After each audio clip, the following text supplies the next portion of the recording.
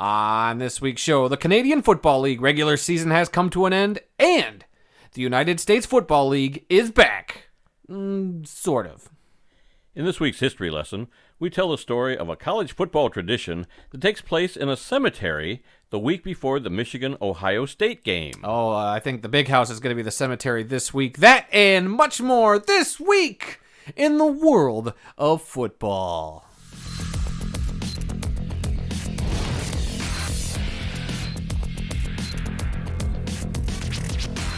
Hello again, everyone, and welcome to another edition of This Week in the World of Football. This is episode number 224 for November 23rd, 2021. I'm your host, Randy Snow, and across the table from me, as always, is my son, Adam. Oh my gosh, there's so much good, juicy stuff this week. I'm very curious how you're going to go on if you're going to go on any tirades this week, because there's a certain particular thing that you were not happy about that you should have been happy about. Yes, I was looking very much forward to this announcement, and then we'll get into it. Actually saw what's going on. We'll get into it. I can't wait. I think this will be. I think we're gonna get some clips out of this at the annual clip show. We come to you each week from the World of Football Man Cave, located right here in the center of the football world, Kalamazoo, Michigan. We're here to promote the game of football in all its many forms, past, present, and future. From the NFL to the CFL to the XFL. College, high school, indoor, and arena football, we inform and entertain our listeners with the glorious buffet that is the world of football. All this while keeping a close eye on the rich history of the game. Thanks for checking out our podcast. We'd love to get your feedback on one of our many platforms: Apple Podcasts, SoundCloud, Stitcher, TuneIn, Spotify, iHeartRadio, and now YouTube, where we post the entire audio portion of the show, as well as other selected videos. So, let's review what happened this past week, and we begin with the World of Football scoreboard. That's right. The World of Football scoreboard begins this week in the National Football League's Week 11. The New England Patriots traveled down to Atlanta to play the Falcons, but I don't think the Falcons showed up because the Patriots took the victory 25-0, shutting out Atlanta at home. Atlanta is being shut out at home for the first time since Week 6 of 1988. Boy, the Patriots are just looking like they did when Tom Brady was there. It's scary. It's scary. Now the Patriots are getting good again. Yeah. And now everybody's scared that they're on a collision course with the Tampa Bay Buccaneers in the Super Bowl. And I didn't think about it till this morning, and oh my God, I don't think they're far off. I don't think... The AFC is so wide open now, and we'll get to a lot of these games. AFC's wide open now. There is now no longer one team that I think is the contender, because one of the ones I was like, this is the first sure team that's going in the AFC. They've crapped the bed a few times the last few weeks, and we'll get to them. Yeah, I don't know if New England is ready to go to a Super Bowl this year. But who's their head coach? They are getting a lot better. Hold on, who's their head coach? Belichick. He's going to get them ready to go to a Super Bowl whenever. They could be ready, but I just don't know. We'll see. Hey, like I said, AFC is crazy. Moving on. How about this crazy game? The Eagles beat the Saints 40-29, where Jalen Hurts, second-year quarterback for the Eagles, becomes the first quarterback in Philadelphia franchise history with 3 rushing touchdowns in a single game. That's impressive. It is impressive. Jalen Hurts, say what you will, I'm still not convinced that he is going to be the long-term, even though, hey, he's had some great games. He's shown flashes of being really, really talented. Long-term answer, this podcaster does not know. I've been very skeptical. I'm not saying he could still be a great, viable option at quarterback, but long term, I'm wondering if he'll go the way of Carson Wentz, where he'll be good, he'll be a flash in the pan for a couple years, and then you know how rough Philly is. They'll throw out the first quarterback that breaks a leg. Like, they don't care. Anybody that would throw snowballs at Santa, their fan base is not very forgiving. Let's just call them overtly passionate and leave it at that. Moving on. The Miami Dolphins got a victory up in New York, defeating the Jets 24-17. Miami has now won 7 other last games against those New York Jets. In a homecoming of a couple of sorts, Ron Rivera got the best of Cam Newton's homecoming in Carolina, 27-21. Washington now has won 3 of their last 4 games against Carolina, but everybody was talking about the return of Cam Newton, and hey, it lived up to the hype there for a minute. But Washington was able to just hold off Carolina there at the end of the game. I think they sacked Cam Newton on a 4th down to seal that game up. I think so, yeah. Ruining Cam Newton's homecoming, but Ron Rivera going to his old stomping grounds and getting the victory. I mean, he's done some good stuff. I like Ron Rivera. Yeah. I like Riverboat Ron. A lot to like there. Yeah, so good for him getting that win, bringing Washington to 4-6. Carolina falls to 5-6. Moving on, this game, I can't believe the final score to this game because it's never happened in the history of the NFL where the final score was 41-15. The Indianapolis Colts defeating the Buffalo Bills. That is right. Never before in NFL history has a game ended with a 41-15 score. Scoreagami, everybody. Great Twitter. I'll plug them on Twitter. They're great. They have all the information on like every game that weekend, the final score, and say how many times it's happened in previous years. Just a fun little nugget. Like you never think like that's something like you never think about. You see the final score and you're like, I wonder how many times that particular final score. I've never ever wondered that. I'm a numbers weirdo sometimes, so like it fascinates me. Well, I do remember a few years ago the Lions had a game where at halftime it was 11-11. 11-11. I think that was like a Sunday night or Monday night game against the Buccaneers. That was weird. Now something like this, 41-15. Who cares? What's weird is I think they also keep track quarter by quarter for every game. It's nuts. But kudos to these people for following these numbers. Nerds for you. But hold on, let's not also lose sight of the fact that Jonathan Taylor, running back for the Indianapolis Colts, has become the 5th player in the Super Bowl era with 200-plus scrimmage yards and 5+ touchdowns in a game. He had 5 rushing touchdowns in this game. Incredible. And that's almost as good as that Michigan State running back from a week ago or so. Yeah, and just one better than Al Bundy and another player we'll talk about later on. But, yeah, and we'll also talk about the Colts again later. We got a lot of stuff this week. Yeah, this has been a really busy week as far as news and things to talk about. Yeah, that's why we're going to try to fly through this scoreboard so we can get to all these news things we got to talk about. The 49ers defeated the Jaguars 30-10.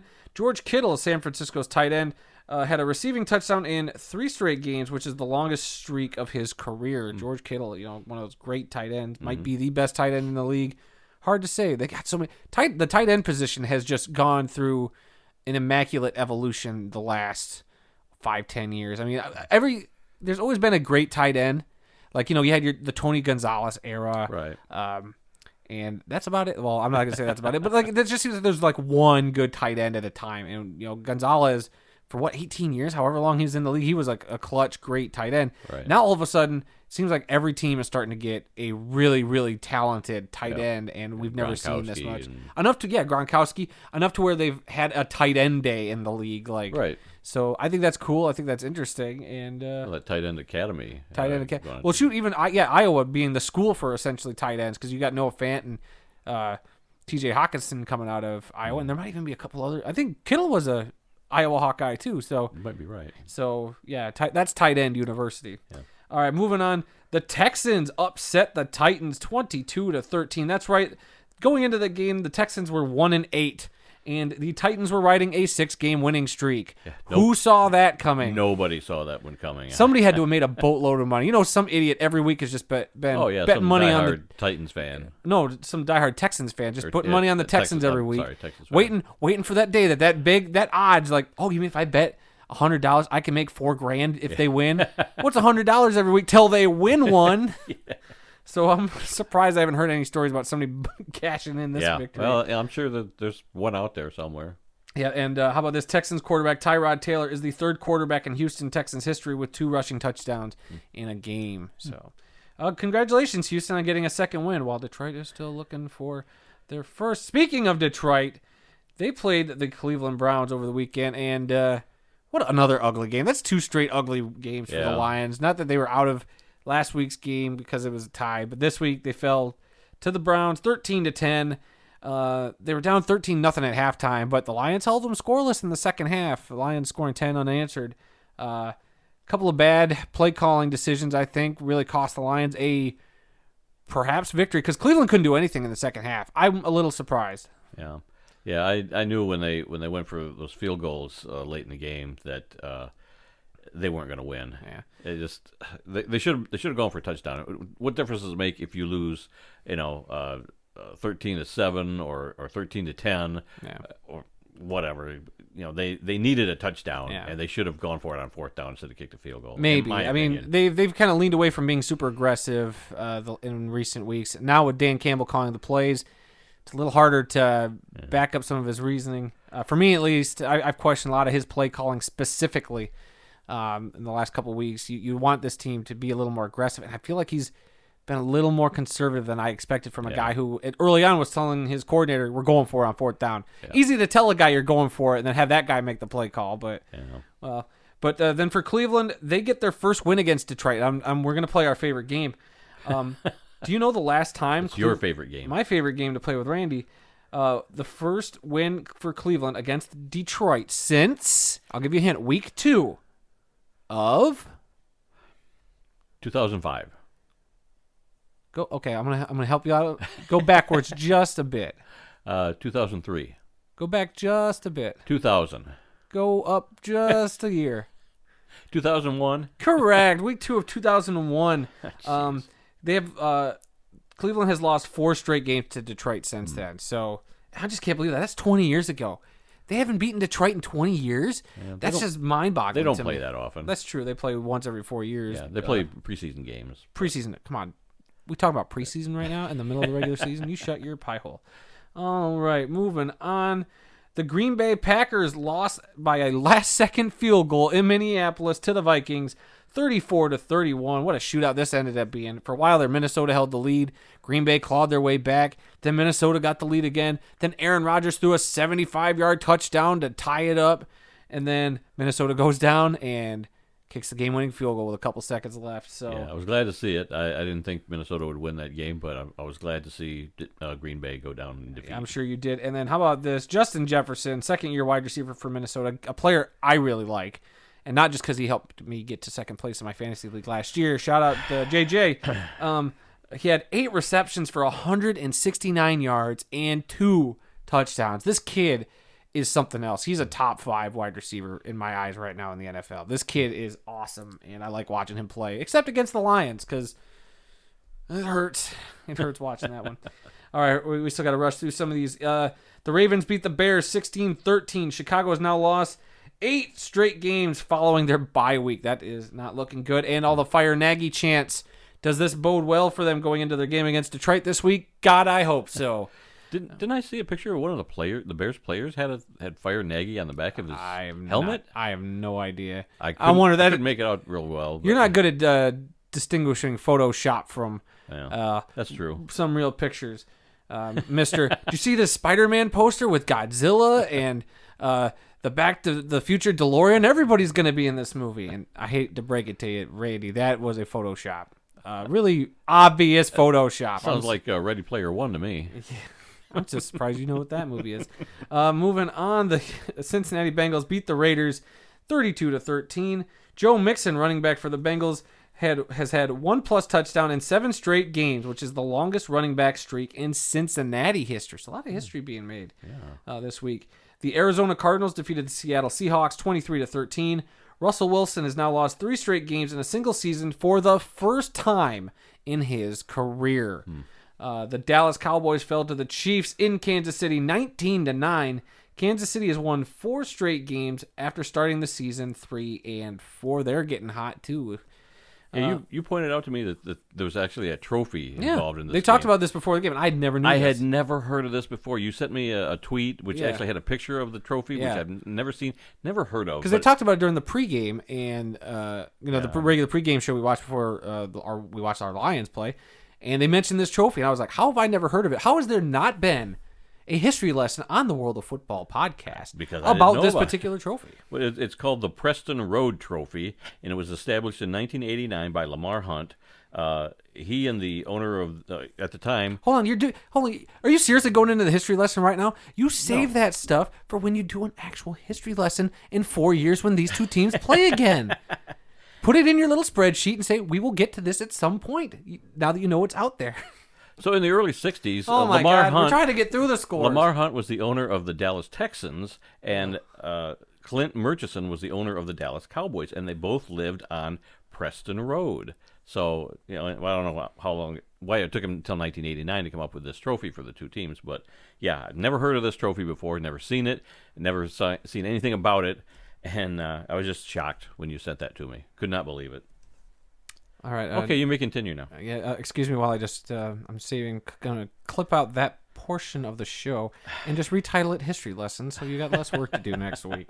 All right, moving on. In the Sunday night game, it was the Los Angeles Chargers defeating the Steelers in a home game that was really a road game because there was a blank ton of Steelers fans there. I don't know if you saw that video. No. That stadium was nothing but Steelers fans. It was nuts. Steelers fans travel real well. Kudos to them. They got fans all over the place. But it was the Chargers with the victory, 41-37. But we're going to talk about that other running back I alluded to earlier. Austin Eckler is the first Los Angeles Charger player with 2+ rushing touchdowns and 2 receiving touchdowns in a single game. So 4 total touchdowns for Austin Eckler.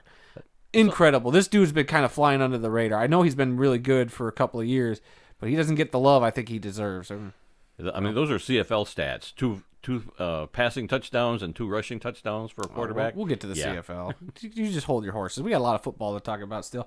And then in the Monday night game last night, the Tampa Bay Buccaneers handled the New York Giants 30-10.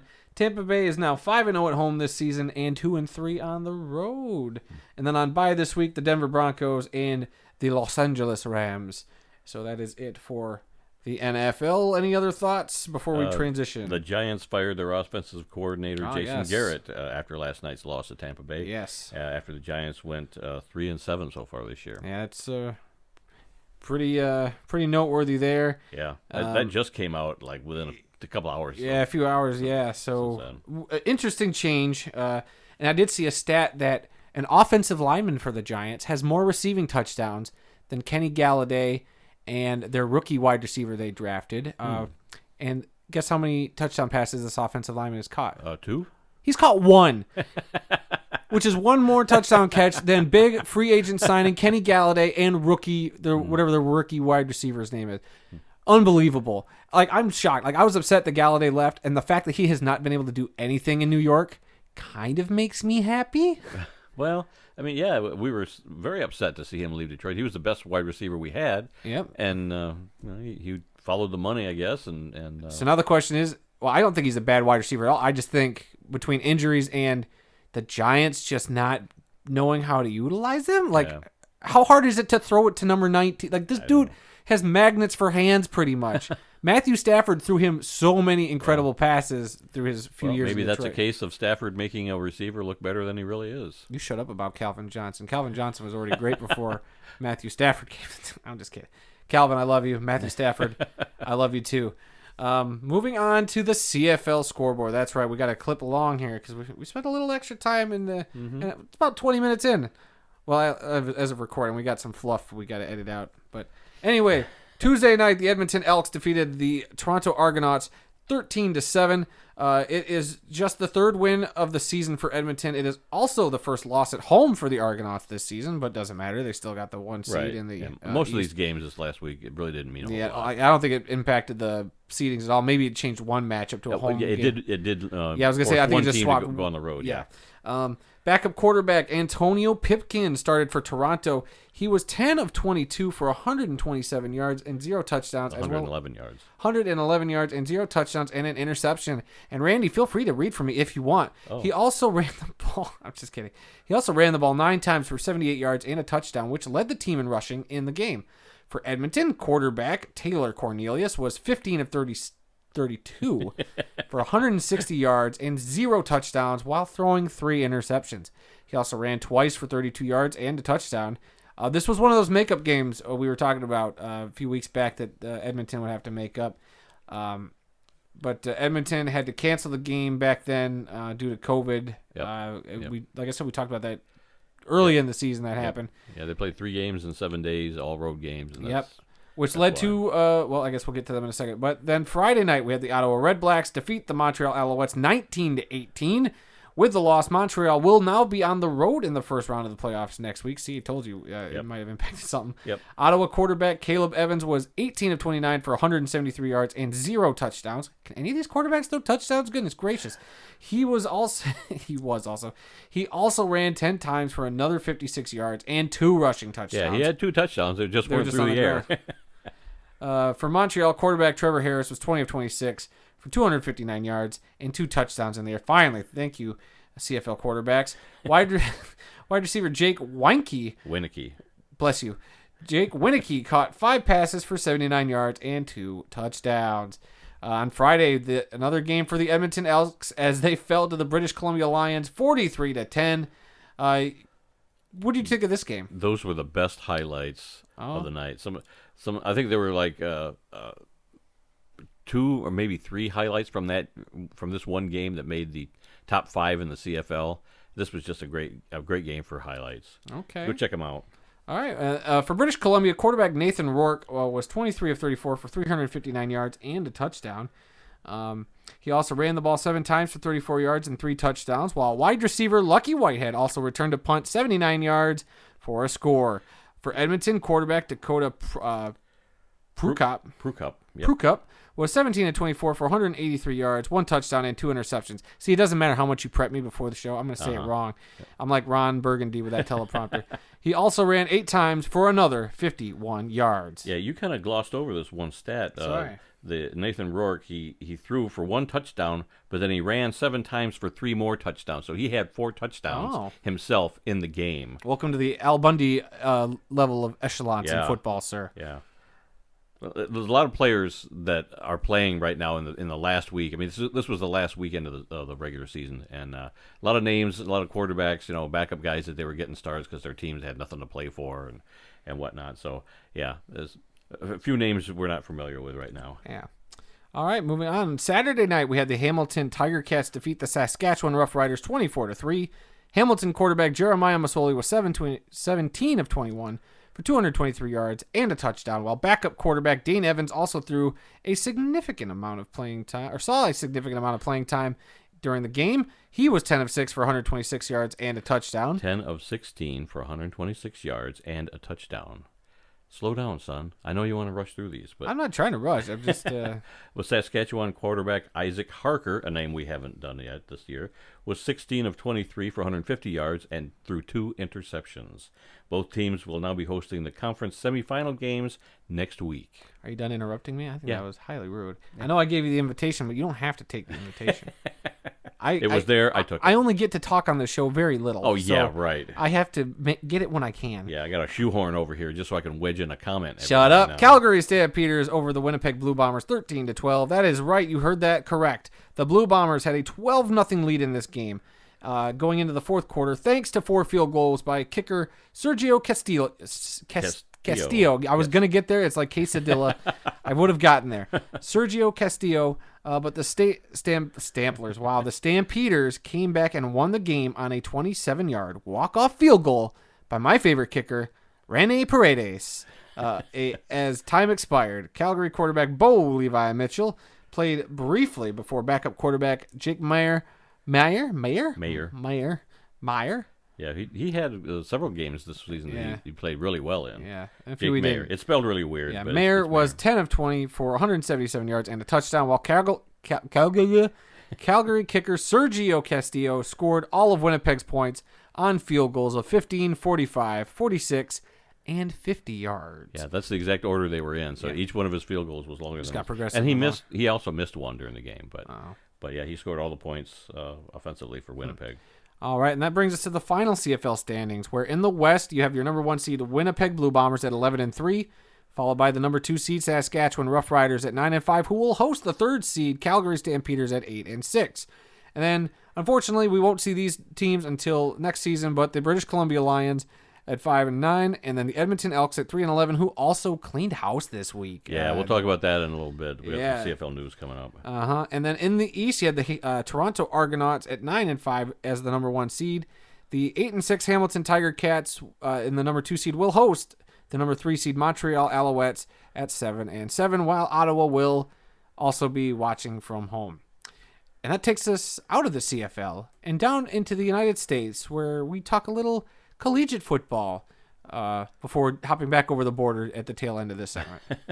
Yeah, there's college football all over the place, and we're going to start Week 12 in major college football with the top 4, and these are the playoff rankings from last week. New ones are coming out tonight, so these will change for next week, but as of last week, it was number 1 Georgia over an FCS team, Charleston Southern, 56-7. Week 12 of the season, and you're still playing an FCS team. Oh, my gosh, isn't Georgia great? They beat up on an FCS team to remain undefeated. You have to have that warm-up game where you pick on the little guy before you play a real opponent. Those are supposed to be your early season games. These are all supposed to be, like conference games at the Randy, end of the this is the SEC where those rules don't apply. Yeah, you play your cupcakes later on in the season right before your big game, so you know that your team is ready to get fired up. I guess. All right, it was number 2, Alabama. Well, I didn't even have the score on that. Oh, my gosh.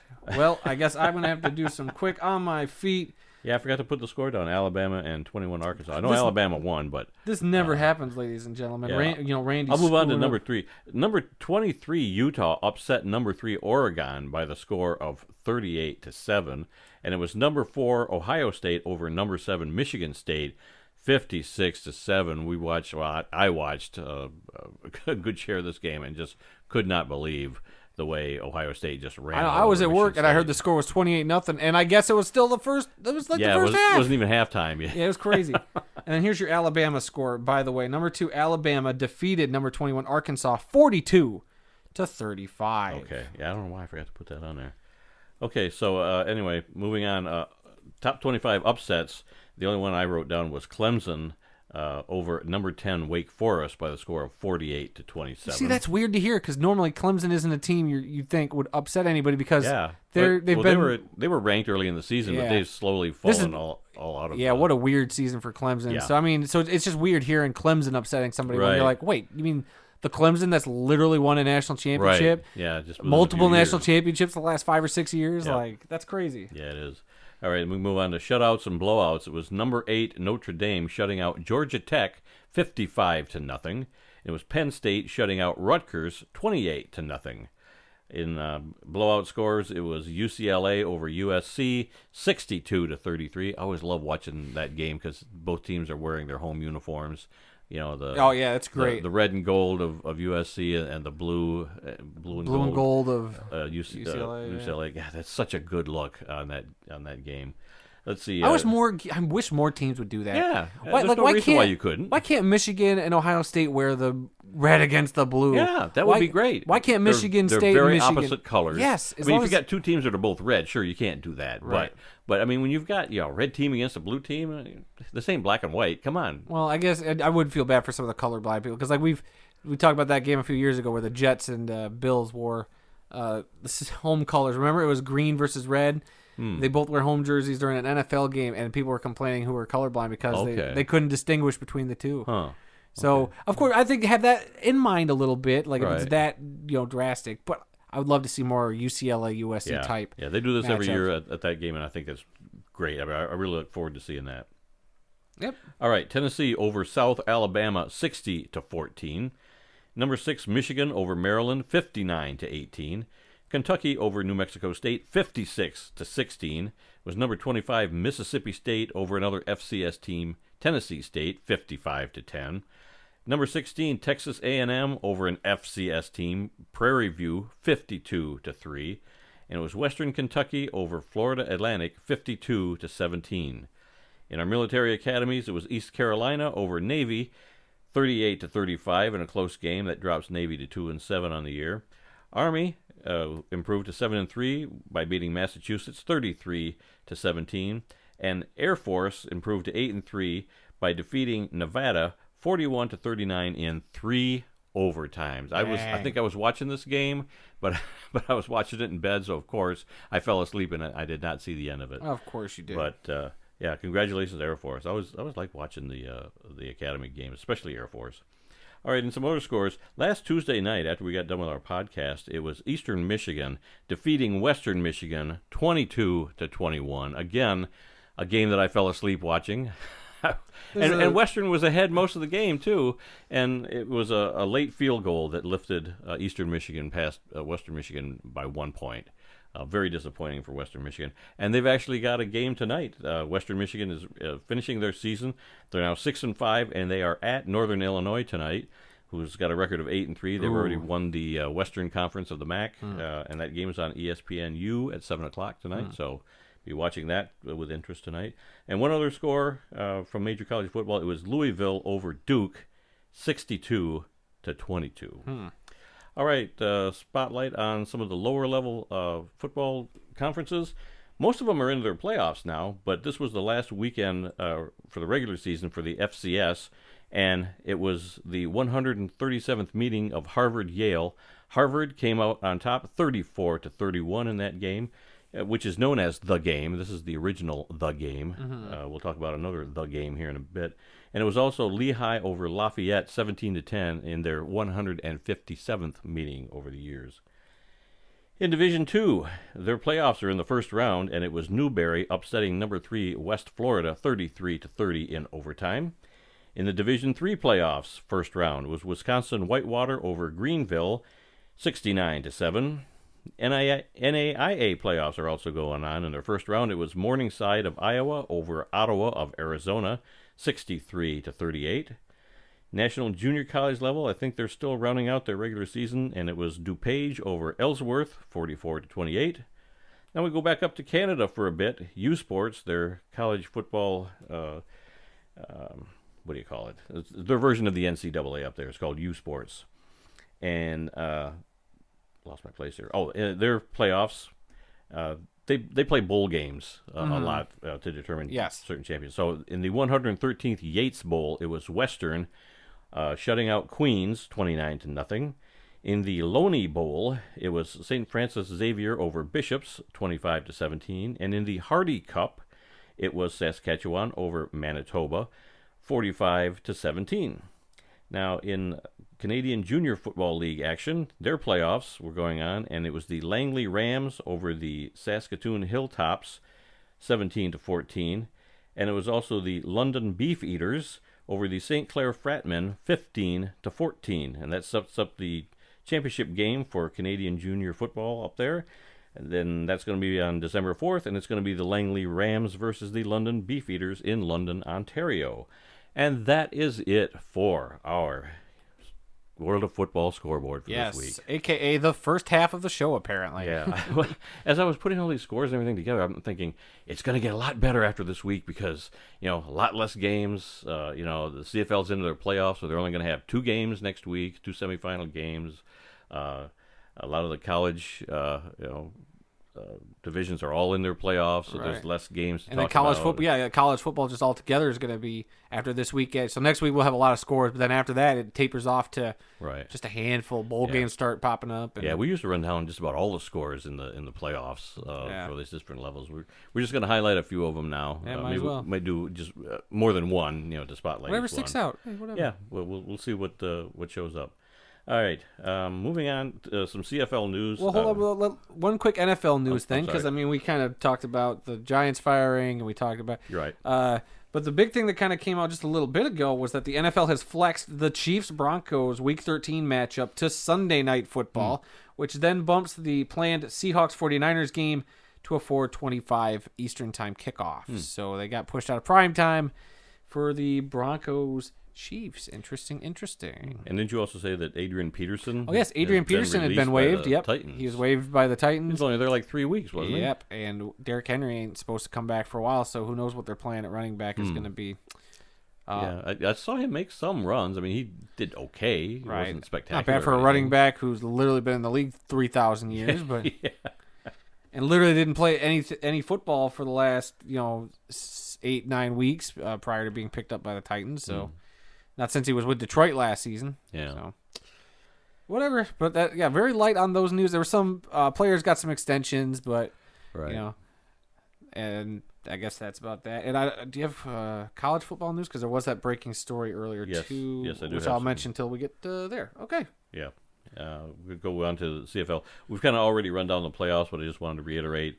Winnipeg is going to be on a bye this week, and the Western semifinal is Calgary at Saskatchewan, and that is Sunday the 28th, which is this coming Sunday. And in the East, Toronto has a bye because they're the East Division winners, and in the East semifinals, it's going to be Montreal at Hamilton on Sunday the 28th also. Now, I know I'm a terrible co-host because I always nitpick your notes. That probably should have been moved up to the CFL portion of the scoreboard. Yeah, well, I thought there's so much about the 4 games and then the standings, and I just thought we'd move that down a little lower because at first... Just to reiterate something we literally were talking about probably 5 minutes ago, 10 minutes ago. Well, if you'd read the rundown beforehand. Which I never. We've gone through this. I don't read rundowns. You don't prepare. I do all the preparation. You give me little notes, and I wing it, and the show is mediocre for it. I just thought we'd move on past that, and that way I'd have some CFL news to talk about later on. But then 2 other stories came around, and this was a big one yesterday. The board of directors of the Edmonton Elks has terminated the contracts of team president and CEO Chris Preston, general manager and vice president of football operations Brock Sunderland, and head coach Jamie Elizondo. The team went 3-11 this season. So yeah, they cleaned house the minute their season was technically over with. That came out real quick. It sure did. So yeah, poor Edmonton team. I mean, having to play the last 3 games in 7 days, all on the road. Well, then on top of that, they did win one. The timeline goes way further back for the weird up and downs for this team. Like, so when COVID hit and they were changing the name, right? And then on top of that, the head coach they originally had quit to go to the NFL, and then they picked up this Jamie Alonso, and so he's only there 1 season, and now he's out. So boy, it's been a rough year for Edmonton fans, but. They'll be back. They'll be back in a year or so, and they'll be better than I hope so. I'd like to say more Elks victories because I like the Elks name. Yeah. It's grown on me. And I know we talked about this earlier in the year. The Calgary Stampeders were celebrating their 75th. Yes, they wore that logo on their helmet also. I don't think we mentioned that, though. They were founded in 1945. They didn't play last year, which should have been their 75th year. And they were wearing the 75th anniversary logo on their helmet on one side. And I just thought that was so cool. I don't think I ever mentioned that. But I really, really thought that was cool. And they did it all season long. You know, one way they got the white horse on there, and then they got the 75th logo. I just thought that was really cool the way they did that. The San Francisco 49ers are also celebrating their 75th anniversary this year. They were founded in 1946 as a member of the AAFC, along with the Cleveland Browns and the Baltimore Colts. But I've been wanting to say something every week about how cool I thought those helmets were with the 75th anniversary. Oh, we might have said something in week 1. You have to go probably back and listen to the tapes. But in my mind, we never mentioned it. We talked about the logo, but at the time, I didn't know they were going to put it on their helmet. So I've always thought that was pretty cool. So I've always liked Calgary too. It's one of my favorite teams. All right, here's the news that you've been waiting to get into. Let's get into it. USFL news. Actual USFL news, everybody. Who saw this coming? Now, I was a huge fan of the USFL back in the 80s. I followed the Michigan Panthers, and they broke my heart, and they merged with the Oakland Invaders. So a lot of the players went there, and I couldn't get into that team. So I started following the New Jersey Generals, which had Doug Flutie, who I just loved as a quarterback, and they had Herschel Walker, and just a great time, and I just really, really enjoyed those 3 seasons of the USFL. And why are you telling us this? And now they're coming back, and gasp! They just announced the 8 teams that are coming back next year. Oh boy! Actually, in this coming April is when the season's going to kick off. It's going to come up. So they're going to have a North and a South division. In the North division, they're going to be the Michigan Panthers, the New Jersey Generals, the Pittsburgh Maulers, and the Philadelphia Stars. And then in the South, it's going to be the New Orleans Breakers, the Houston Gamblers, the Tampa Bay Bandits, and the Birmingham Stallions. Now, they showed all the logos for these teams, and 6 of the 8 are basically exactly the way they were back then. Yeah, pretty much. They're just kind of cleaned up a little bit. Right. Like maybe modernized them, but it's basically the exact same thing, which I like. I'm fine with 6 of them. The other 2, the Birmingham Stallions, they've got a different logo, which the one that they had was just like the outline of a horse. It was kind of just like your Milwaukee Mustangs, kind of maybe a little reminiscent of your Calgary Stampeders, the typical like Mustang-ish logo. Right, not as running as fast. Right, yeah. But it kind of didn't work. So maybe I could see them coming up with this new logo of a horse head, over the word Stallions. Which kind of looks a little like the Denver Broncos. Yeah, it's hard to do a horse head, and you're avoiding trying to look like the Denver Broncos. Right. So if you have to have a horse head, you got to make it look kind of unique. But I feel like that logo in particular looked a little, I don't want to say bland, but as I pull up a picture on my phone of it, going to have on their helmet or not. But I mean, it's okay. It's not terrible. It's okay, but it's not like what they had back in the 80s. So that was my first inclination was I don't like it because it's not the original. But it's okay. But the one that really upset me was the team I New loved Jersey the most. Generals. Yep. No, The Michigan Panthers. Oh. They messed around with that classic logo, and I am not a happy camper. I mean, the Michigan Panthers are my team, and I'm already following them on Twitter, but I hate the new logo, the way they've modernized it or whatever. Absolutely hate it. You're wearing a shirt that's got the logo on it, the original logo. I've got a couple of mini helmets around. To me, I'll always like that original logo. This is, like you said, it's a modernization of it. They really sleeked it up. It was almost I won't say minimalist, but they really cleaned up a lot of the busyness. Because, like, if you could, they ruined it. It's hard to describe. They images ruined on that podcast. gorgeous logo. I won't say they ruined it, but it definitely was a little bit of a step back. I am not happy. I wish they would have stuck with the original, because now it's like a shorter neck. They still kind of kept that one blue streak that kind of goes up, which I like a lot. But and then they added this the not plum. What's the other, the champagne color to the face, and I'm not too crazy about that. No, it looks like he's wearing a mask or something. Yeah. I am not happy at all. So I think I'm fine. I'm beside with it. myself. I'm not as upset as you are, because they were your team. Yes. I was not even a thought at that time in 1983. No. I wasn't born until 6 years after. So I mean, but to me, it's all right. Not great. How could they take but when 8 teams and make 6 of them exactly what they were, but they had to change 2 of them, and my Panthers are the ones they messed up. But I see if that team. I think of it as, say this team has been around for the 37 years or 38 years. That if this league had still been around, which actually that's a long time. Is that 30 years? Oh my God, yeah, 6 years older than me. Holy smokes! Like 38 years. Say this league had been around. Say we're at USFL Championship 38 right now. You telling me the Michigan Panthers would have maybe the exact same logo for 38 years? I think it would have been an inevitable change. Like the Lions have kind of done, but the Lions are a little more subtle. And then they, 1 year they added a dumb black outline to the logo. Then they added the more defined features of the lion, which I like quite a bit. And then this year they kind of got rid of the black, or the recent uniform change got rid of the black. So I think it would have been an inevitable change at some point. But change may be inevitable, but this change sucks, and I hate it. So their season, putting that on your tombstone. I wonder how much. That might be too many words. Can you say that in a shorter sentence so I don't have to pay for all those extra? I'll think of something later. The USFL season is going to begin in mid-April, and it's going to run through June. They're going to play a 10-game season. All the games are going to be on Fox. They've already got a contract, or they're partnering with Fox Sports. Okay, can I ask you, what do you think about the secondary logo? Secondary logos don't interest me at all. Okay, because I didn't even look at them. For Michigan, or the I Michigan know they've Panthers, got a second one. Yeah. I don't. No, it's the primary one that I'm upset with. So anyway, where was I here? Oh, and all the games. See, this is just the spring league rename. I know, that's all the teams are going to be playing in one stadium. And the last I knew, they were talking with Birmingham. I guess it hasn't been officially, sanctioned yet, but that's where all the talk is that they're all going to play in the Birmingham Stadium. So they're not going to be playing from Michigan or New Jersey. They're not going to be traveling. They're all going to be there. Yes, at least this season. So we'll see.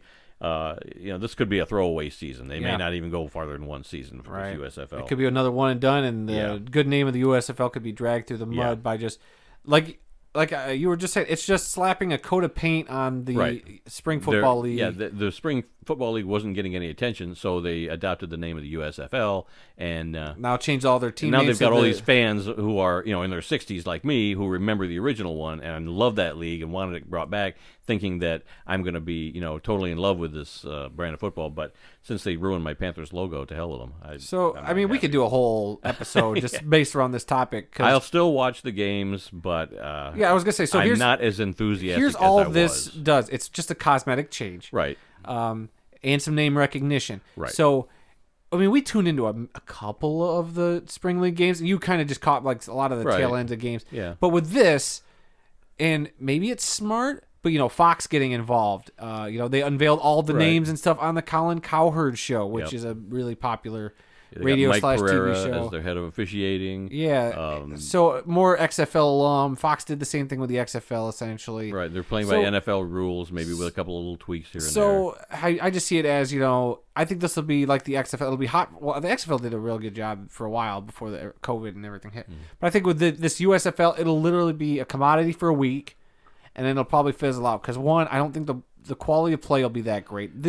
No offense to these guys that are in this league. The whole point of the league was to give guys a second chance, third chance, whatever. Get them back in the NFL. But CFL, that talent pool, I just don't know. And then fighting the XFL, I don't know if there's room for two. Well, the XFL isn't coming back until I know not until 2023. But at this point, I'm only excited about the USFL because there's a team representing Michigan for a change. Right. Other than that, I don't know. I don't know if the quality of play is going to be great. I won't lie. I'll watch it for a week. Might follow the Michigan Panthers, but at the same time, it's missing that factor that the original XFL had, which you can't get back because that was NFL caliber guys playing in a competitive league to the NFL, just in a different time of the year. Right. This league is not going to be a competitive alternative to the NFL in any sort of capacity. It's just another developmental league. You're not going to know who any of these players are. It's a slap in the face to the USFL legacy, and I might have ever watched a live USFL game before till this spring, but you had us watch those ESPN Classic games. Oh yeah, I've got a ton of them. Come on, there was Reggie White, there was Jim Kelly, there was Doug Flutie, Anthony Carter, there was Steve Young. Are you kidding me with some of these names that played in the original USFL? I mean, at the time they weren't superstars, but they were great players, and they were there for the whole, mostly the whole 3 years of the USFL. But now in USFL 2.0, you're going to get Dropout McGee. You're going to get drug user Bozo guy. You're going to get other guys who just couldn't hack it in the NFL. Can't hack it making a practice squad in the NFL. I mean, like I said, follow your dreams, boys. And maybe one or two of these guys, come out of it, like some of the XFL guys. What was it? PJ Walker we still talk about, who came out of the XFL. And that's about it. Yeah. So like I said, I am all for these guys getting an opportunity. As a fan and as a consumer, I am very hesitant to say that this is going to be great because I don't know. Law of averages are going to dictate that all the good quality players have already made it to the league we were watching right now, and that this is going to be nothing but scraps in this other league. And who knows? It could be fun. It could be entertaining. That's a whole 5, 6, 7 months away from now. Yeah. So we'll see what happens. Maybe this league will do some stuff that'll surprise us. But for right now, I think it's already worn off that, oh my God, the Michigan Panthers are coming back. Oh, look at all the cool old school USFL logos. Like yesterday, that was great. I was so pumped seeing all that. But now, after a day of sitting here thinking about it, I'm not as excited. If the teams were actually in, New Jersey and Pittsburgh, totally different story. Then, I think they would get more fan interest. Than just watching it on TV. You could actually go to a game. If the Michigan Panthers were playing at Ford Field, or even at Eastern Michigan University or University of Michigan, or jumped around the state, play at Western Michigan, or Lansing, East Lansing. Yeah, or East Lansing would be a good one. Any of the big stadiums. Take them to the Wooden Dome, Central Michigan. Not the Wooden Dome up at Lake Superior, no, but. Yeah, that might be different, but this year it's just the Spring League in a new location with a new name, and run by the same guy that founded the Spring League. So, yeah, I'm less enthusiastic, especially after I saw the Michigan Panthers logo. Now I'm just really, really not interested. They're ruining my memories. All right, let's move on. Let's get off of this. Let's go to some college. No, old age and dementia are ruining your memories. Well, luckily I'll forget you said that in a little while. All right, Dan Mullen was fired as the head coach at Florida. Mullen was in his 4th season with the Gators. The team lost to Missouri 24-23 in overtime on Saturday, dropping their record to 5-6 with one game left in the season, that versus Florida State, who's also 5-6. Now, he was like the wonder kid until just recently, mid-season or so, they went into a losing streak or whatever. But he had a real good record up until then. He was like, what did I read, 29-6 over the course of 3 years or something like that. But something happened, and they wanted to get rid of him and get rid of him fast. Why would you get rid of a guy with one game left? If they win that game next week, they're 6-6. They're bowl eligible. They could be going to a bowl game somewhere. Granted, not a great one, but still they could be, so now they got to find an interim coach for 1 and maybe 2 games for a bowl game. So I don't know. I think it was a bad move to fire him, with 1 game left to go. Just let the guy finish out the season, can his butt afterwards, even if they're bowl eligible. That's happened many times, but I just don't get this. But then earlier, about an hour ago or 2 hours ago, the breaking news out of the college football world was that Penn State head coach James Franklin has agreed to a new 10-year contract to remain at Penn State through the 2031 season. Wow. I haven't seen a dollar amount yet, but I'm sure it's going to be astronomical. Must be he didn't want to be offered that Florida Gators job. Maybe, but I mean, we talked about this when I told you the news, and these 10-year contracts mean diddly squat. Hey, in college football, I think there's a lot more behind it than in an NFL contract, but still, right. This a 10-year contract, I don't care. Like, no longer tell me the years. Just say, hey, he's under contract for a while. Right. Because guess what? College coaches jump and leave at any big opportunity they could get. You telling me that maybe an NFL team comes knocking, James Franklin ain't going to think about it depending on the team? That Las Vegas Raiders job is open. You telling me that they approach him that, I could be an NFL coach right now with a decent Oakland Raiders, Las Vegas Raiders team? I'll put $1 in the jar. Shut up. But, an opportunity is going to come. Hey, sometimes a lot of these big mainstay colleges, they're able to keep those coaches around forever because they take care of them, they take care of their families, they take care of their kids, they take care of their kids' kids.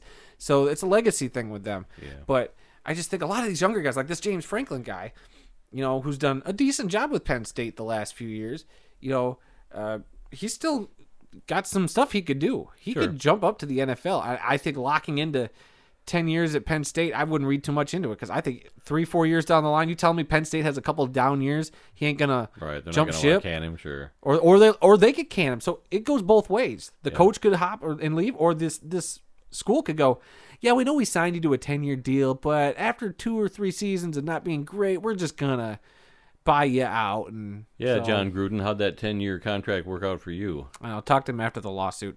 All right, what do we got next? All right, moving on.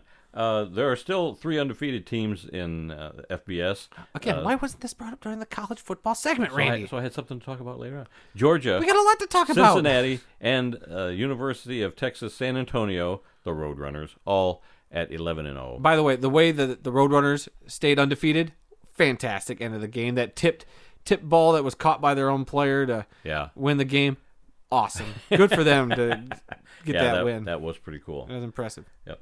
And yesterday we watched the first episode of Hard Knocks in season. Oh my God, it was so boring and long. I feel like I'm still watching it right now. Yeah, it doesn't have the same appeal as it does when it's. It's so weird because camp. we criticized the Dallas Cowboys Hard Knocks for being not a mess, but it was just staged. A little too staged, a little uninteresting. Yeah. This just felt like something you'd see on NFL Network. This was worse than the Cowboys episode. It's weird because it's meaningful football, but it's like they didn't think this through. I know this is a whole new concept for them, doing it in season, but it just felt like the documentary show they had on Amazon where they followed an NFL team all season pretty much. But it played like that. It played like an extra long clip show that you would see at the end of the year on the year in reviews. Right. That's all it felt like. But it was in season, so they focused a little bit on some of the guys' personal life, which I think is interesting. But oh my God, they played a game. Get to that game. They kind of highlighted that monsoon game against the 49ers. Where was that? I would have loved to have seen some more from that, but apparently they didn't start the episodes until after that game, which I think is stupid. They started out the first part of the whole show was just recapping their season. Recapping the first 9 games. So it's just like a few highlights here, a few highlights here, a few highlights here, showing what their record was. Oh yeah, they started out 0-3 and then it was exactly that. It was and highlight. Everybody knows that. Yeah, anybody, especially fans of the team. I think that's what the hard part is that all that already. At least with the regular season games, the games that matter, we know the results, we know everything that's going on. Right. Maybe not some of the behind the scenes stuff, but it was just not as interesting as at least with the preseason games. Yeah, sure, we don't care about the preseason games. It's good to see. It's more focused on these individuals that you don't know or could make the roster or not. Is this guy going to make the team? Is this guy going to get cut? So that's when Hard Knocks is at its best. That's what we want focusing focused on those stories. But this just, I think, was the wrong approach. We'll see. I'll give it one more episode, but I might have to tap out.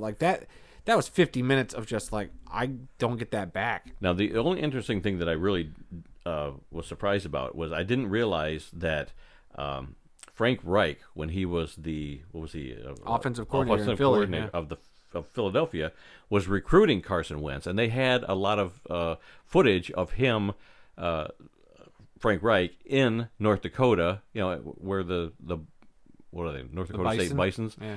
At their stadium, we'd go through a workout with him and how much he liked Carson Wentz, and they drafted him, and then Wright goes and gets the head coaching job, and now after a few years, he's reunited with the kid that he wanted as a quarterback. That was a story I was not familiar with. I mean, I was vaguely familiar. We all knew, like, oh yeah, Frank Reich was the offensive coordinator with Philly. He helped draft Carson. So that was a story I already kind of knew. Yeah, if I knew it, I don't remember. There's just a couple little stories in there that I thought was interesting. Yeah, like that was an interesting aspect of this whole thing.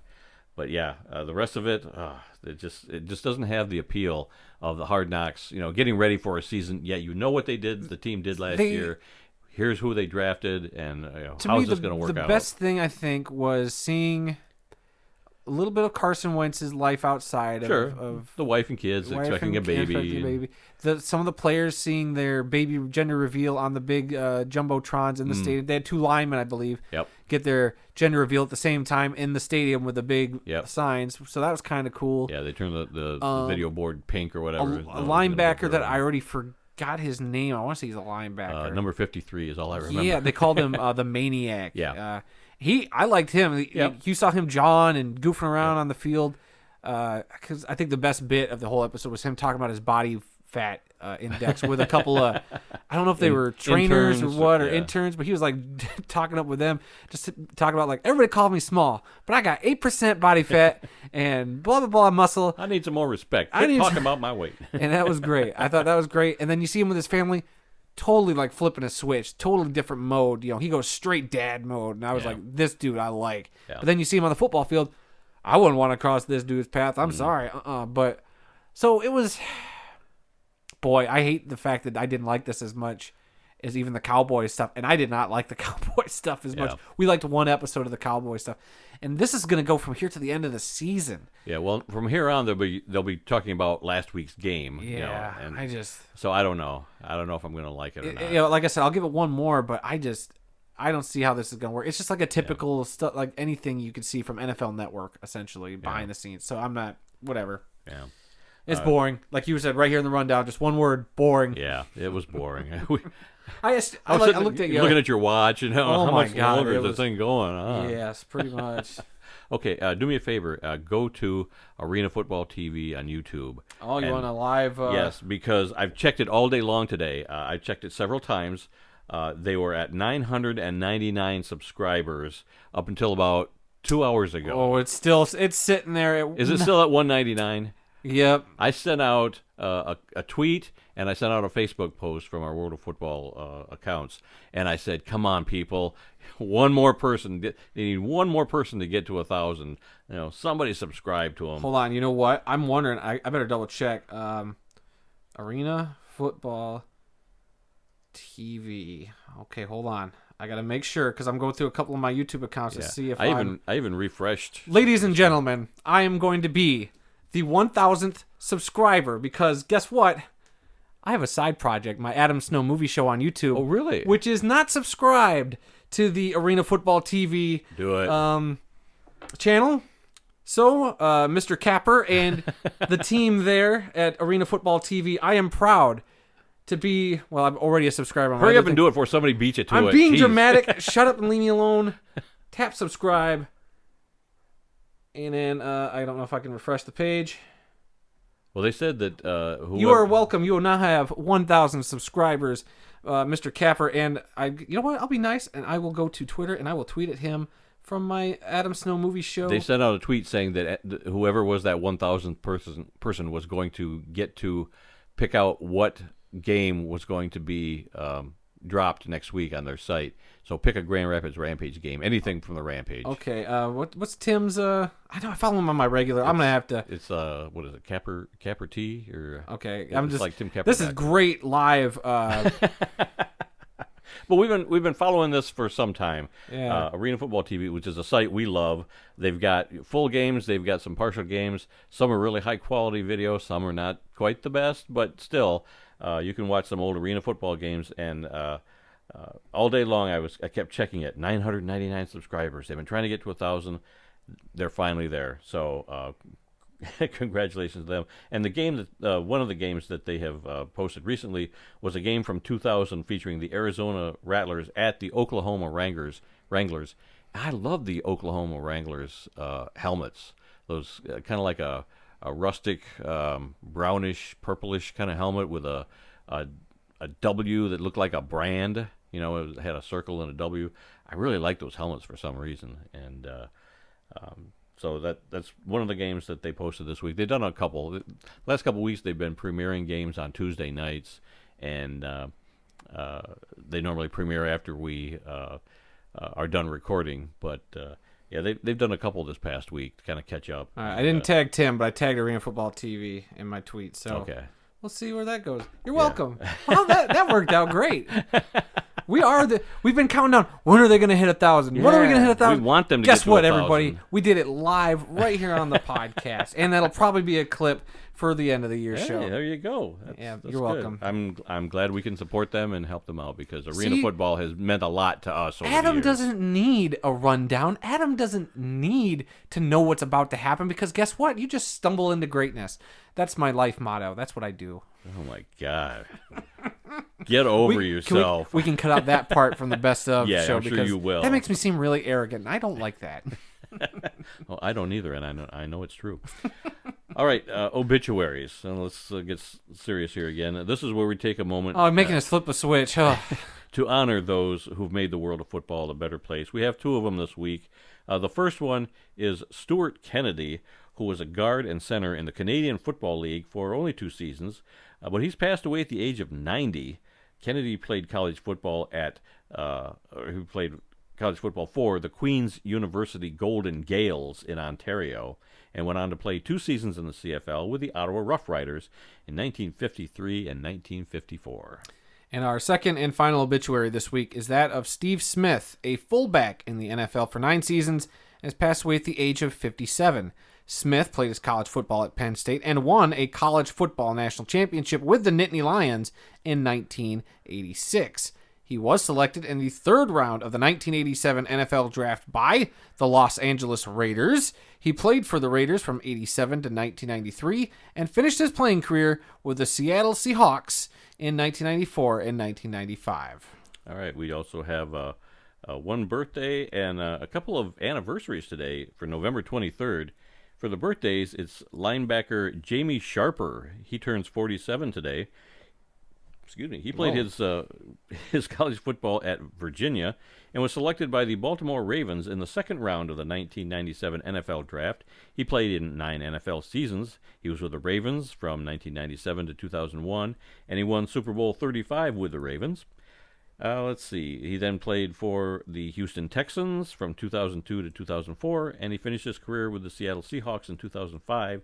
He is the older brother of defensive back Darren Sharper, who played for the Packers, Vikings, and Saints between 1997 and 2010, and he won Super Bowl 44 with New Orleans. So a couple of Super Bowl winning brothers there. And let's see, some significant anniversaries today. In 1968 on this day, Harvard and Yale played to a 29-29 tie. It was very famous because the headline in the Harvard paper the next day said Harvard wins 29-29 because they had to come from behind in the last 42 seconds with 2 touchdowns and some 2-point conversions. But actor Tommy Lee Jones, who you know from Men in Black and a ton of other movies, he was a lineman for Harvard during that game. And also in that game, Calvin Hill played for Yale. He went on to play for the most famously for the Dallas Cowboys and also the Washington Redskins. So, yeah, a couple of famous people played in that game, and they still talk about it to this day. In 1984, Doug Flutie, my hero, threw his famous Hail Mary pass to Gerald Phelan, which lifted Boston College to a 47-45 win over Miami. We all remember that. And in 1991, Michigan's Desmond Howard strikes the famous Heisman pose in the end zone after returning a punt 93 yards for a touchdown versus Ohio State. Iconic. We're probably going to see a few highlights of that this weekend when Michigan and Ohio State take to the field again. So, yeah. And speaking of Michigan's and Ohio State's rivalry... Mm-hmm. Our history lesson has there you go. I was worried for a second you were going to botch that transition. God. Yes. It's like the runner giving the baton to the other guy going, are you going to take it? And you hesitated, but, oh, thank goodness, you actually grabbed it now. Yes, this week's history lesson is about a tradition that takes place at Michigan the week before the Michigan-Ohio State football game. There are many traditions in college football, from the Ohio State marching band making a script Ohio on the field and dotting the I with a senior tuba player, to Harvard's little red flag being in the stands at every Harvard-Yale game. But there is only one that I know of that takes place in a cemetery. In 1992, Jeff Holzhausen was a freshman at the University of Michigan. His love for all things Michigan began at an early age. As a child, his father, who was a season ticket holder, took him to many Michigan games. When he started attending Michigan football games as a student, he came up with the idea of wearing a cape and a bandana in Michigan colors. The cheerleaders dubbed him a superfan, and the name stuck. It was also during his freshman year in 1992 that he wanted to honor the memories of a couple of Michigan icons during the week prior to the annual Michigan-Ohio State game. So he went to the Forest Hill Cemetery, which is just a few miles from the stadium, and visited the graves of Bob Ufer and Fielding Yost. Ufer was a longtime radio broadcaster for the team, who had a unique voice and was very passionate about Michigan football. Holzhausen remembered listening to Ufer on the radio when he was a kid, calling Michigan football games.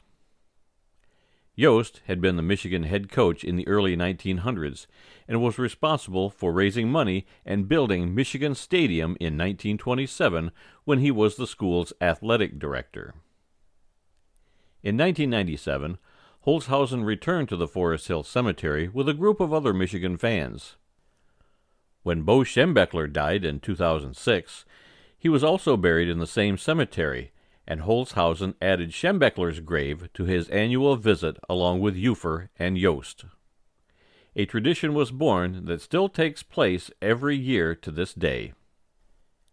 On the Tuesday evening before the game against the Buckeyes, Holzhausen leads a walk through the Forest Hill Cemetery. The size of the group varies from year to year, but it averages about 100 people. They stop at the three graves, and Holzhausen says a few words at each one. At all three graves, people leave yellow roses, and then a hammer, which sports the University of Michigan colors, is used to smash a Buckeye nut. Today, the tradition of the superfan also continues. There is an official school superfan every year, which is voted on by the students of the Maze Rage Student Spirit section. Traditions are an important part of what makes college football so great, and the University of Michigan has a very unique one that includes a cemetery walk and a visit to the graves of three important figures in Michigan football history. And it all started with Jeff Holzhausen, the man who also started another tradition, that of the Michigan Superfan. Yeah, I mean, this is something that's a relatively new tradition, and it's been going on since 90. What did I say? 92. 92 was okay. when he made his didn't know first. about this till recently. I thought it was. Yeah, I've known about it for several years. Okay, I thought this was something Jim Harbaugh kind of instituted, but he did actually attend this thing a few years ago in his first year as coach. He attended this. That's where the first time I ever heard of them doing this. So. Yeah. But, I've been to all three of those graves, been to that cemetery. That's just kind of my thing. So that really speaks to me when you talk about somebody going to a cemetery and honoring football people. I've been to those graves, been to that cemetery, and a bunch more. And I agree with Mr. Holzhausen that, you need to do that. It's just part of being a fan, is knowing the history of your team and honoring those that helped your team get where they are today. So I really appreciate that. Maybe one of these years I'll try and get into that walk. But in fact, they do that the Tuesday night before the Michigan-Ohio State game. And what is today? It's the Tuesday night before the game. So that walk is going on tonight, probably as we speak. Yeah, it's dark enough for it. Yeah, they do it in the dark. I don't know who wants to go to a cemetery after dark. I make all my visits in the daylight because I don't want to be a cemetery after dark. But I might have to go do that one sometime. All right, moving on to our upcoming events calendar. This Saturday, November 27th, the 116th Michigan-Ohio State game in Ann Arbor, which is known as The Game. I think this one was known as The Game after Harvard-Yale took that name many years ago. But also on Saturday the 27th, the Mitchell Bowl, which is a college football bowl up in Canada. It's going to feature the St. Xavier X-Men, or St. Francis Xavier X-Men versus the Western Ontario Mustangs. And in the other semifinal bowl game up there, it's going to be that same day, the UTEC Bowl, the Saskatchewan Huskies versus the Montreal Carabins. And the winners of those two games, are going to meet in the 56th U Sports Vanier Cup in Quebec, which is going to be the College Football National Championship up there in Canada. And that's going to be on Saturday, December 4th. And then Saturday, December 11th, you've got the 122nd playing of the Army-Navy game in Philadelphia. And the following day, Sunday, December 12th, the 108th Grey Cup game played in Hamilton. And that's it for our upcoming events. Oh, I added one. We got one more thing to add to this calendar. We will be seeing on Friday, December 17th, an early access screening of the Kurt Warner-inspired story, American Underdog. We will be, the film comes out everywhere nationwide the next week, Christmas. I think it's like a day or so before Christmas. I want to say, the 24th, because that's the 17th. It's a Friday. So we get a week early to see this, which means we're going to capitalize on a nice little crossover with my movie YouTube channel. I'm sure we'll have a video review out. I will have you on that. Oh, wow. We'll talk about the movie. And we'll probably talk about it on this show, too. We'll go a little more in depth if we want. And the arena football aspect of his career I'm also so is going excited. to be featured in I was that. telling you, I went to a different movie the other night, and they played that trailer, that brand new trailer, which we didn't even talk about last week. The new Kurt Warner trailer, I don't think. But gorgeous. I love that new trailer. It got me even more excited for this film. And it looked great on the big screen. And let me tell you what, that arena football stuff looked really great too on the big screen. I've been waiting for years to see arena football depicted in any sort of capacity on the big screen. I thought, if not a Kurt Warner movie, I thought maybe there was a couple other. There was one other biopic idea which would have been based on the book. The Firebirds player who had a book. I was always wondering if maybe he'd get a movie made before. The guy that played on the team. War on the Floor. War on the Floor. I thought maybe that could get to the big screen, or maybe even somebody would take a chance and like make like a fictional movie about a guy in the arena football. Couldn't make it in the NFL, went to the Arena League, won some Arena Bowls, something like that. But something like they're that. using the original designs. Dude, I think the level of detail, and I'm sure Mr. Capper will be paying a lot of close attention with the other people at Arena Fan. All the Arena faithful will go in being looking for all those little details. And like I've already noticed some of the nuances. Not the nuance, the boards. A lot of the advertisements on the boards. Oh, okay. You could tell like they got an old school Budweiser logo, or they got Podunk's Everyman Hardware Store or something like that. And even in the Albany Firebirds arena, the old school logo with FYE as a sponsor, like come on, and the patches. I think the patches on the uniforms themselves is a big plus. Like that level of detail in exactly when these are taking place. They made sure not to just put them in a regular Barnstormers uniform. They actually, and having home and away jerseys. That's always a big thing for me in football movies, is when you watch a football movie and the team you're following all movie never wears a road uniform for some reason. They film everything at one time. Yeah, get out of here with that trash. Like the only other ones I could really think of, and I'm not saying these are the only ones that do it, but like Remember the Titans did it, and I want to say not Gridiron Gang. That's one I'm not sure if they did or not. Well, they might have only had one uniform. And Longest Yard, they only had one because they only played one game. Yeah. But trying to think of another one. Oh, maybe like Friday Night Lights. They wore, I think, both home and away jerseys. So, could be. Hey, when you get stuff like that, those little levels of detail mean a lot to me. Yeah. And they enhance the film a little bit. Like, of course, I'm all about story and all that stuff, but that level of detail shows me how much care goes into this movie. Whether or not it's good in the end is a different story. All right. No, I'm all about being historically accurate, and shame on the USFL for not being historically accurate. Oh my God, with the Michigan Panthers logo. This coming back again. Yeah. Goodness gracious. All right. Send a formal letter. Anything else before we? No, other than telling Mr. Capper to go check out our podcast to hear live how he got his 1,000th subscriber. I just can't believe I didn't subscribe with my other channel sooner. I subscribed with our World of Football account, and I have my own regular could have gone personal account, my but personal then account. Yeah. Oh, you could have. So I could have also. See, and I thought if worse comes to worse, I might do that. I don't know if I did on my personal account or not. I didn't check to see if I did. Too late because I'm the one who gets to. I'm happy with that. I'm fine with pick that. a game. Yeah, I'm gonna pick something just off the wall, something you won't even like. Maybe it won't even be a Rampage game, just to spite you. Did they have a Miami Hooters versus the Minnesota Fighting Pike game? I think they were at two different times. Maybe I'm trying to think. Like I'd have to go look at the list. I'm looking forward to that. Yeah. Oh, that'd be great.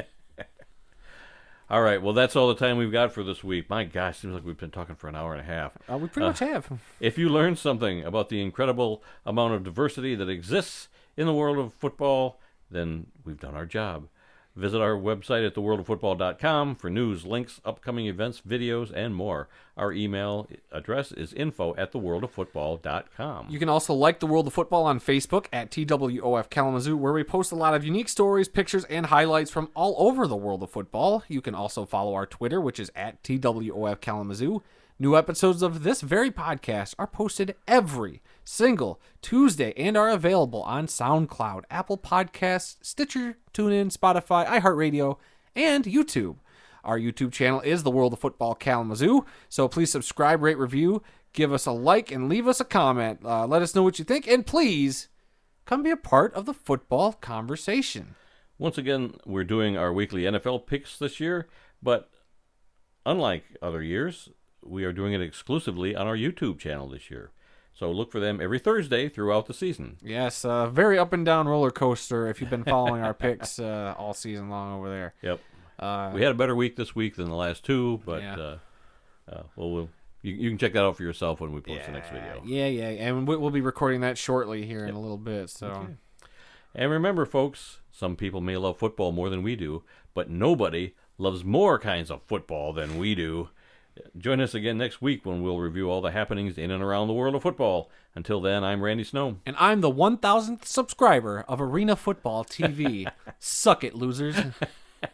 And we'll see you all next week.